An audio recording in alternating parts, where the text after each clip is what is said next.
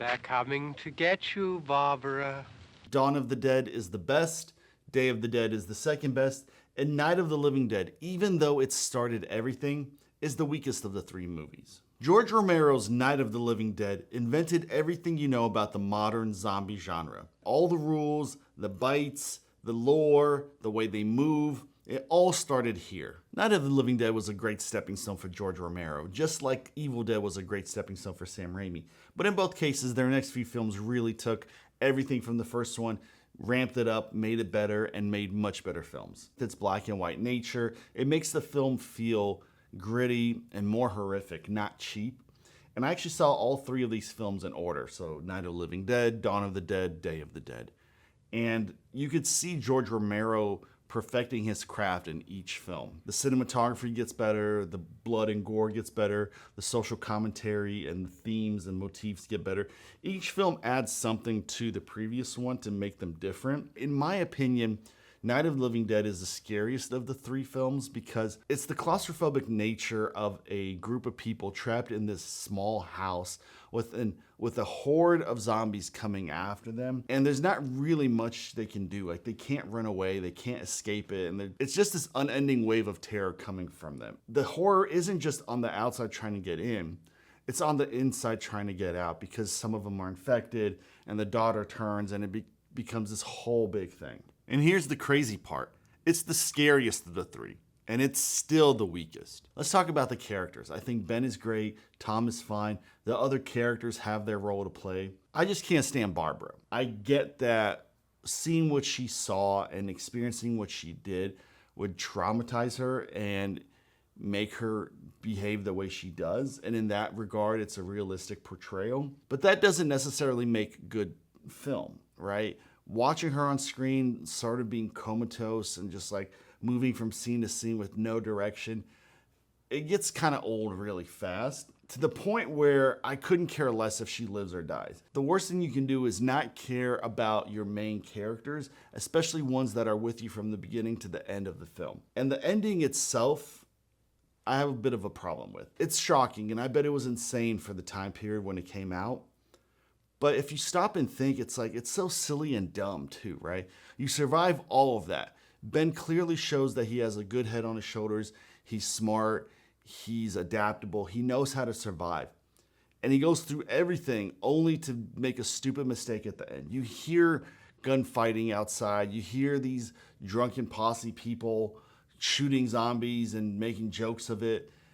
You know, maybe like call out to them, or maybe don't stand in a window with your head exposed, or maybe just like make some kind of noise or motion or acknowledgement that you're a human being and not a zombie. It's a great film. I just think everything ramps up in the next two. Please subscribe to the channel and hit the bell so you can be notified on my weekly releases where I talk about films, do reviews, do lists, and just talk about cinema in general. My second favorite film in the original trilogy is the last film, Day of the Dead.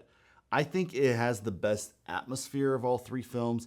It is the most bleak, the most pessimistic, the darkest. They're underground in this bunker and they're alive, but they're not really living. They're just existing. They don't really have a hope of finding a safe place or creating a cure or finding a way to survive long term. They're just kind of stuck in this place.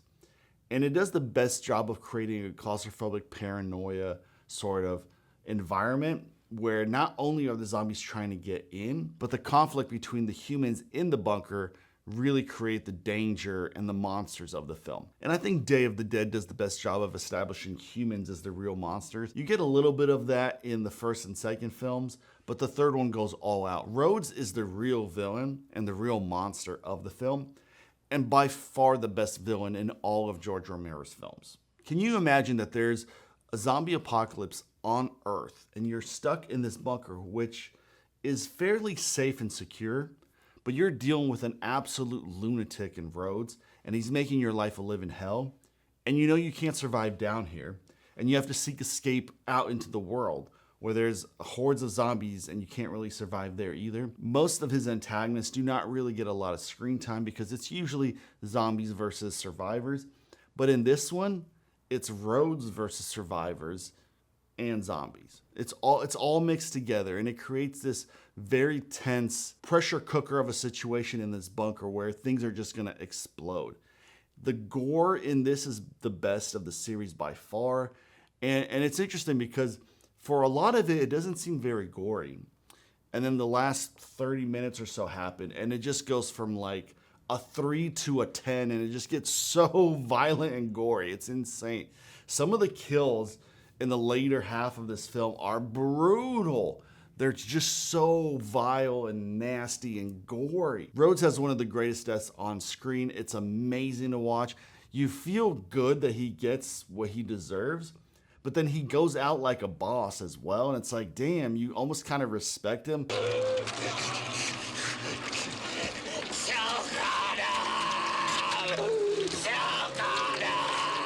George Romero's films also set up a lot of notion of struggling to kill the zombies, because are they still human? Is there anything of who the person was left in them? And you see a lot of times people hesitate to put these zombies down. And you're thinking, you're like, they're zombies, you put them down. But in Day of the Dead, when the scientist is training Bub, and you can kind of see him almost remember parts of who he was, you can see the little bit of humanity still left in him, which makes the idea of putting a zombie down that much harder, because it's not just a mindless killing machine at this point. There's some essence of humanity left. And I think Day of the Dead is the only one who really does that. And it makes the whole idea of killing zombies much more difficult than it was. But I think everything that the first film and the third film does well is done perfectly in Dawn of the Dead, which I think is the best of his original trilogy. We don't have a single farmhouse or a single bunker. We watch society collapse as a whole. We have the news stations going down. We have the raids in the projects and families trying to hide and maintain the corpses because they still believe they can come back and be people. And you have deceased relatives killing each other. It is carnage at the beginning, and you're just watching society fall apart. And then we get to the mall, and it's this gigantic image of consumerism where the people and the zombies are both entrenched to go back to this place where they spent so much time and so much of their lives and wasted their money on it. And it's a social commentary on consumerism, yes, but it's interesting also because at first the mall is a safe haven for our four main characters, and then as the film goes on, the walls start closing in, it starts to become more claustrophobic, and this safe haven becomes their tomb. Peter, Roger, Steven, and Fran are all likable people. They're capable, they want to survive, they're smart, they don't do stupid things.